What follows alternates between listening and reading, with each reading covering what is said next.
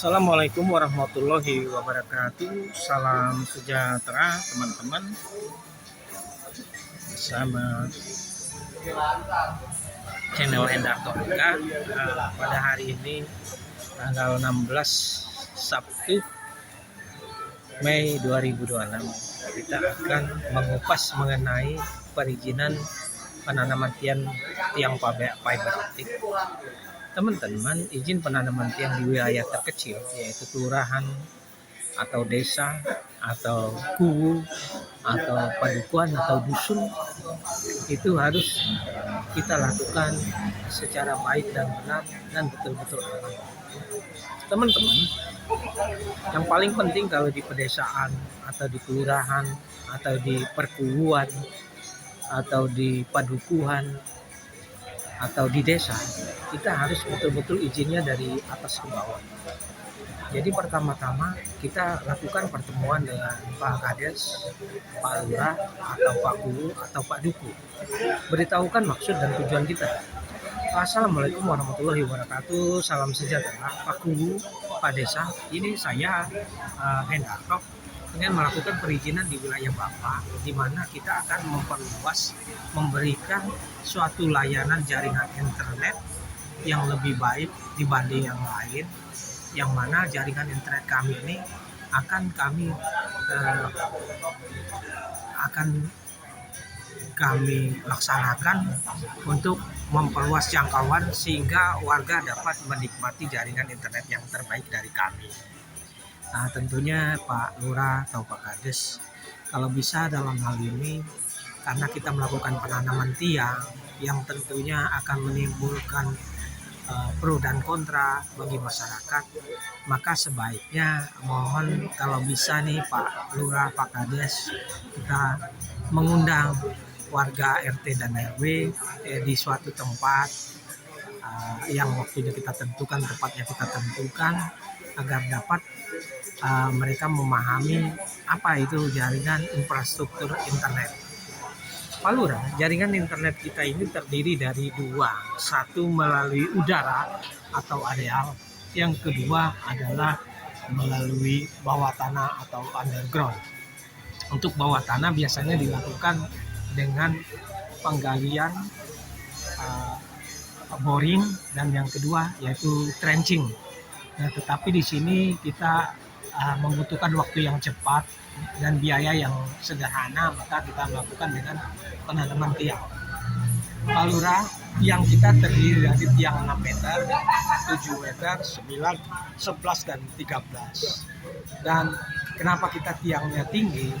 Diharapkan dengan tiang yang tinggi itu kabel kita juga tinggi, sehingga apabila mobil dump truck atau mobil molen ataupun mobil damkar yang truk-truk yang besar, walaupun ini adalah desa, walaupun jalannya khusus hanya bisa satu mobil, diharapkan dengan kabel yang tinggi itu keamanan daripada kabel sangat baik dan tidak mobil-mobil yang melewati tidak terhalang atau tidak terganggu, dan juga kabelnya tidak terputus karena kabel yang terlalu pendek.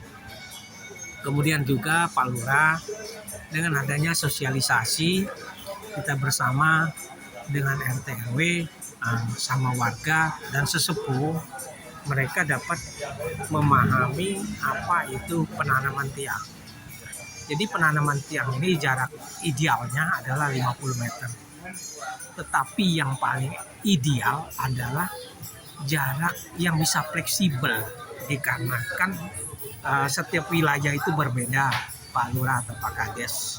Dan juga untuk wilayah perumahan biasa dibandingkan wilayah perumahan yang dibangun baik oleh pemerintah yang berupa perumahan, misalnya rumah sederhana ataupun perumahan yang dibangun oleh pengembang properti ataupun juga developer, tentunya jaraknya sudah tertentu. Untuk setiap rumah sudah jelas untuk jarak-jaraknya, dan di mana tiang-tiang itu dapat ditempatkan di antara kedua rumah, yaitu di as kedua rumah. Sedangkan untuk area yang perumahan biasa tentunya berbeda tergantung dari luasnya tanah yang dimiliki oleh warga. Sehingga dalam hal ini kita perlu pendalaman sehingga untuk jarak antara tiang itu berbeda, jadi tidak 50 meter, bisa 40 meter, ada bisa yang 70 meter, tetapi tetap mengutamakan keselamatan dan kerapian Pak Lurah. Jadi dalam hal ini kita harus menjelaskan bahwa tiang kita sebetulnya 50 meter jaraknya, tetapi disesuaikan dengan kondisi. Kemudian setelah tiang-tiang tertanam itu tidak langsung dicor, karena kita harus melakukan penarikan kabel dulu. Jadi apabila tiangnya ditor dahulu baru ditarik kabel, itu akan mengakibatkan keretakan atau kekokohan daripada cor betonnya tidak baik sehingga mudah roboh dan mudah rusak. Kedalaman pengecoran adalah 30 cm ke dalam tanah, 30 cm di atas permukaan tanah, dan diameter 30 cm sehingga didapatkan pengecoran yang sangat baik. Nah, setelah settle seluruh kabel-kabel tersambung di suatu komplek atau perumahan tersebut, baru kita melakukan pengecoran.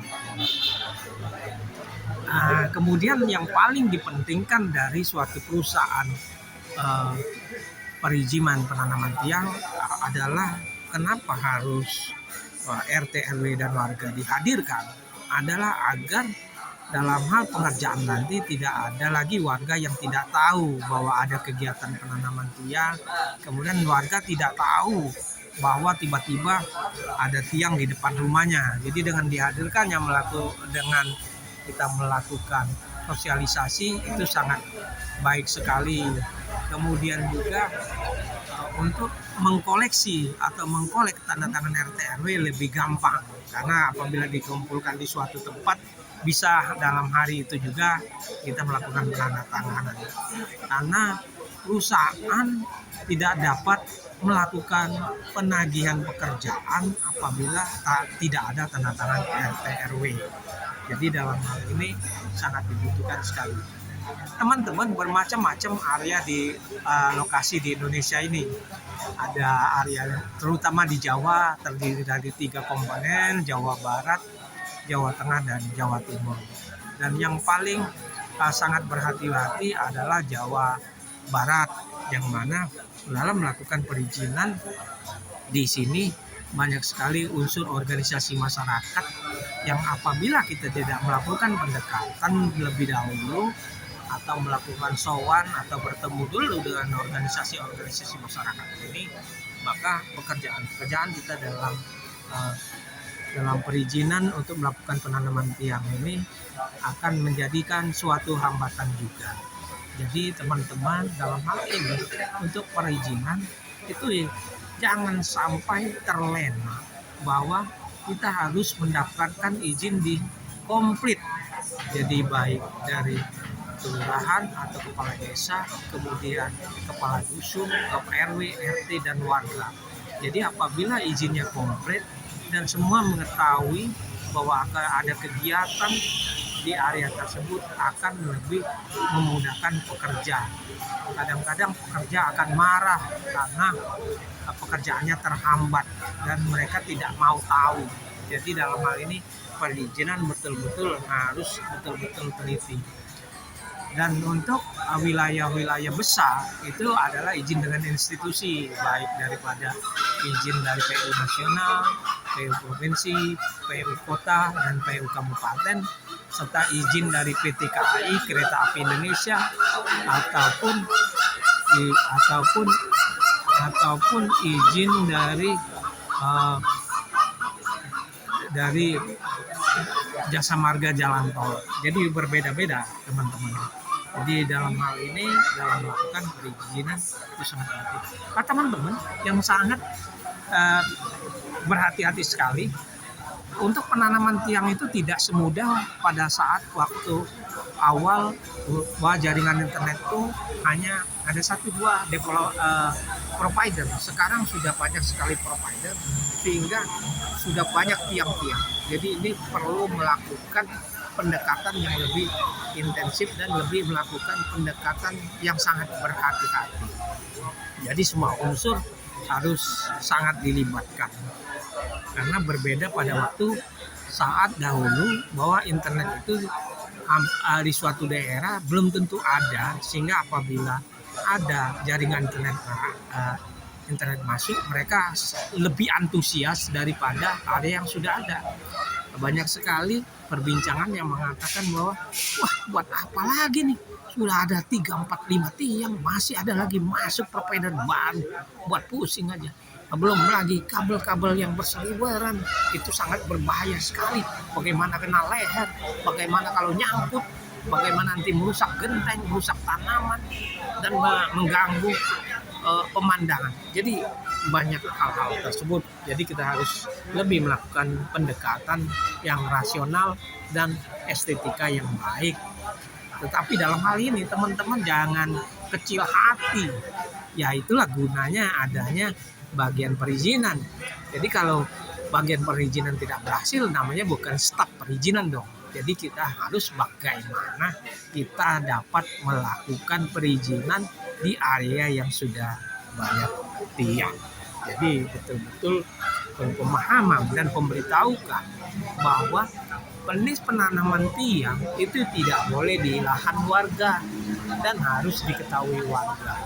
Jadi apabila jaringan internet masuk, kita harus membuat warga tersenyum, bukan malahan warganya cemberut. Jadi jaringan internet kita masuk, orang tersenyum, lurah tersenyum, kadus tersenyum, RT tersenyum, dan RW tersenyum. Dan itu perlu pendekatan yang spesial. Demikian sahabat, wassalamualaikum warahmatullahi wabarakatuh.